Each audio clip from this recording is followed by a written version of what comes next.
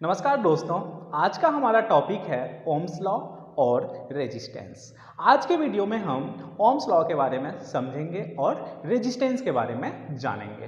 पिछले वीडियो में हम इलेक्ट्रिक करंट और पोटेंशियल डिफरेंस के बारे में समझा था। तो हम शुरू करते हैं, ओम्स लॉ क्या होता है। ओम्स एक साइंटिस्ट था जिसने अपना एक लॉ दिया था। तो उसने कहा था कि जो हमारा पोटेंशियल डिफरेंस है वो डायरेक्टली प्रोपोर्शनल होता है किसके, करंट के। इसने एक स्टेटमेंट दिया था कि हमें स्टेटमेंट याद रखना चाहिए कि the potential difference at the end of a metallic wire is directly proportional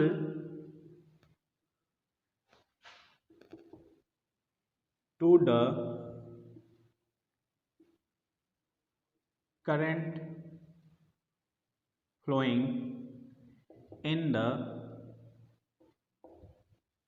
circuit। तो ओम्स लॉ ने हमें क्या कहा था कि जो हमारा पोटेंशियल डिफरेंस है मेटेलिक वायर के एंड पे वो डायरेक्टली प्रोपोर्शनल होता है किसके, करंट के। कितना करंट सर्किट में फ्लो कर रहा है उसके डायरेक्टली प्रोपोर्शनल होता है। इसका मतलब हुआ कि यदि हम करंट बढ़ाएंगे तो हमारा पोटेंशियल डिफरेंस भी क्या होगा, इंक्रीज करेगा। क्यों? क्योंकि वो डायरेक्टली प्रोपोर्शनल है। अब हम आगे देखते हैं कि जब हम इसको हटाते हैं डायरेक्टली प्रोपोर्शनल को तो इक्वल टू आता है। तो यहाँ पे एक कांस्टेंट टर्म आता है आर क्या है, कांस्टेंट। अब इस आर को हम क्या बोलते हैं, रेजिस्टेंस। आर को हम बोलते हैं रेजिस्टेंस ऑफ अ कंडक्टर। अब हम जानेंगे कि हमने V के बारे में, पोटेंशियल डिफरेंस के बारे में पहले ही समझ चुके हैं, करंट के बारे में भी हम पहले समझ चुके हैं। अब रेजिस्टेंस के बारे में समझते हैं। जब हम इस फॉर्मूले को देखेंगे तो हमारे पास V equal to I R है। तो R इक्वल टू क्या होगा, V upon I. R equal to क्या होगा, V अपान आई। तो V क्या है हमारा, flow of potential difference. Actually resistance क्या करता है, अपोज करता है किसको, सर्किट के चार्ज के फ्लो को। तो हमें यह समझना है कि रेजिस्टेंस इक्वल टू क्या हो गया, V अपान आई।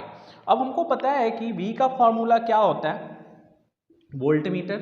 I का फॉर्मूला क्या होता है, I को हम जानते हैं किससे, करंट से, और इसको मेजर करते हैं एमीटर से। ये हमारा हो गया पोटेंशियल डिफरेंस और इसको हम मेजर करते हैं V से, और ये हमारा हो गया रेजिस्टेंस। तो रेजिस्टेंस की SI यूनिट जो होती है वो हमें पता होना चाहिए कि SI unit of resistance is ohm. इसको हम बोलते हैं ओम, इस साइन को। तो हमें उम्मीद है कि आपको ये समझ में आया होगा कि रेजिस्टेंस क्या होता है। रेजिस्टेंस एक्चुअली क्या करता है, अपोज करता है किसको, चार्ज के फ्लो को। तो अब हम यहाँ पे देख रहे हैं कि रेजिस्टेंस इक्वल टू क्या फॉर्मूले में आया, V अपान आई। तो हम यहाँ से हम रेजिस्टेंस, पोटेंशियल डिफरेंस और करंट निकाल सकते हैं। ये तो हमने समझ लिया ओम्स लॉ के बारे में। अब यदि हम रिलेशन के बारे में बात करते हैं कि यदि ओम्स लॉ, पोटेंशियल डिफरेंस और करंट के बीच में क्या रिलेशन है, तो आप देखोगे कि ये हमारा ग्राफ हमने बनाया। इस तरफ हमने मान लो कि करंट है, इस तरफ हमारा V है। ओम्स लॉ जो था वो डायरेक्टली प्रोपोर्शनल था किसके, करंट के। मतलब यदि हम करंट को बढ़ाएंगे पोटेंशियल डिफरेंस भी क्या होगा हमारा, इंक्रीज करेगा। तो यदि आप देखो इसका डायग्राम क्या होगा, इसका लाइन जो होगा वो क्या होगा, स्ट्रेट लाइन। आप यहाँ पे समझ रहे हो कि यहाँ पे आपको डायग्राम जो दिख रहा है वो क्या दिख रहा है, स्ट्रेट लाइन। ये हमारा V हो गया। मान लो कि यदि 2 एम्पियर है करंट और वोल्टेज भी कितना होगा, 2 वोल्ट है। यदि करंट हमने बढ़ा दिया, यहाँ पे 4 एम्पियर हो गया, तो यहाँ पे वोल्टेज भी बढ़ रहा है। मतलब हम देख रहे हैं कि जैसे जैसे हमारा करंट बढ़ रहा है इधर, उसी तरह से पोटेंशियल डिफरेंस भी बढ़ रहा है। तो ये रिलेशन है पोटेंशियल डिफरेंस और करंट के बीच में, डायरेक्टली प्रोपोर्शनल है। ये तो हमने समझ लिया। अब हमने देखना है कि हमारा जो रेजिस्टेंस है वो कौन कौन से फैक्टर पे डिपेंड करता है। तो आप यहाँ पे देखोगे कि हमारा पहला जो है वो रेजिस्टेंस डायरेक्टली प्रोपोर्शनल टू होता है लेंथ के, मतलब वो लेंथ पे डिपेंड करता है।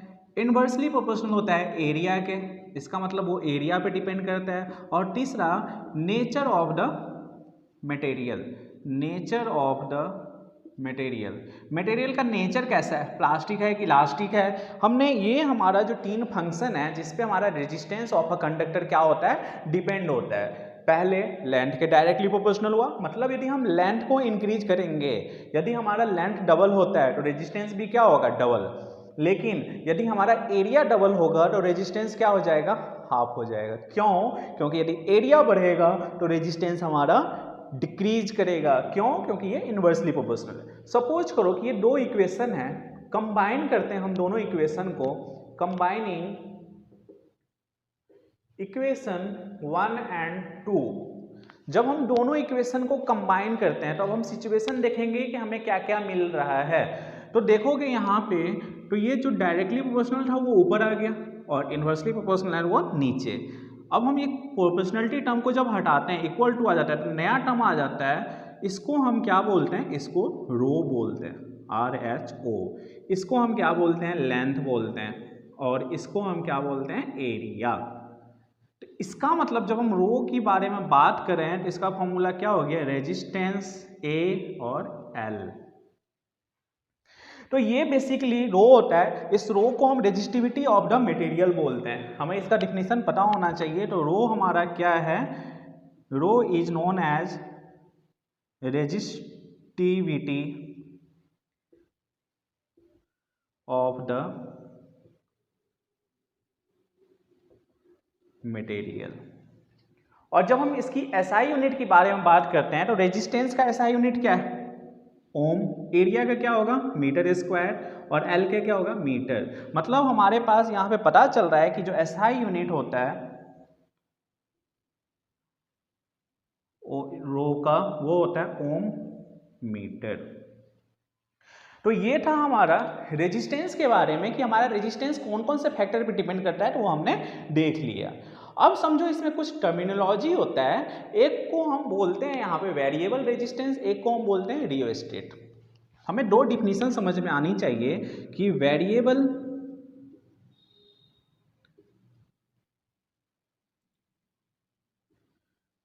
रेजिस्टेंस और रियोस्टेट क्या होता है।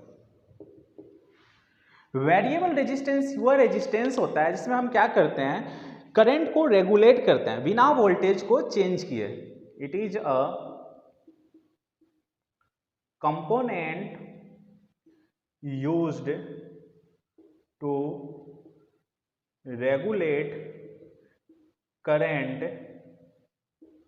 Without changing voltage. तो उस इक्विपमेंट को हम क्या बोलते हैं, वेरिएबल रेजिस्टेंस। वेरिएबल रेजिस्टेंस हम यूज करते हैं करंट को रेगुलेट करने के लिए। कहाँ पे, सर्किट में। वोल्टेज में कोई चेंज नहीं करेंगे लेकिन हम करंट को आगे पीछे कर सकते हैं।